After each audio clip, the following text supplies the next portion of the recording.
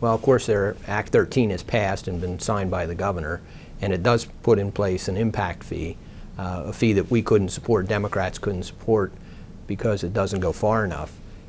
It does take some steps in the right direction as far as regulatory improvements, but once again, it didn't go far enough, and that's why Democrats were not able to, House Democrats were not able to support it. The next step has been the introduction of what the House Democrats have worked on as the Marcellus Compact. It's a package of about 6 bills that try and address these deficiencies that are in Act 13.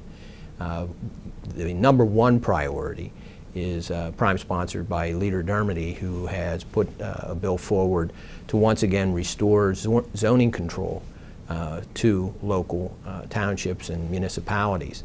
And that's the top priority that we have. Act 13 strips from them their ability to regulate the Marcellus drilling and related activities. The law clearly says that it is a permitted use, drilling and drilling activities are permitted use in all zones. And that simply strips local municipalities of their control, a control that they've always had, well-recognized control, and Representative Dermody's bill would restore that control to them. I have one of the bills as part of it, and it would increase the impact fee. Not as far as I'd like to go, but it's once again another step in the right direction. We're willing to compromise, and this bill shows that. Actually, the package of bills tries to mirror some of the concepts that Senator Udicek and I worked on as members of the conference committee. We offered an amendment to try and improve Act 13. It was defeated in conference, but the Marcellus Compact bills enact a lot of those improvements. Mine in particular would raise the impact fee from $50,000 per well to $75,000 per well and extend it for the life of the well as long as the well is producing. So it would generate significant more revenue. In addition to that, there's a bill, I believe it's by Representative Santaserio, that would increase the setbacks and increase the buffers between waterways and drilling activities. There's other bills that would provide notice or allow a more frank discussion between doctors and patients about drilling-related health concerns.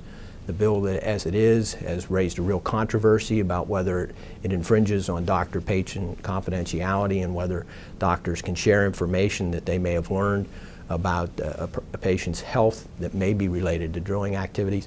We have a bill that would address that as well. So the compact is designed to improve environmental standards, to increase the fee, and also, most importantly, remove the preemption of local zoning. I had a very favorable meeting with some of the representatives of the drilling industry where we were able to discuss this. They obviously were concerned after they heard of the press conference where we announced the compact, but as we were able to discuss more of the details, and I shared with them that it was more of a movement towards Senator Udicek's and my amendment, they were a little more receptive and said that they were open to hearing more of our ideas in the direction we want to go. You know, obviously, as it stands right now, the majority has spoken, the governor in particular has spoken, that Act 13 was his baby, it's what he wants, and he expects that that will survive his tenure in office. But there are concerns on both sides of the aisle, particularly about the zoning preemption issue. So I think that there's a possibility that that particular part of our compact could get considered.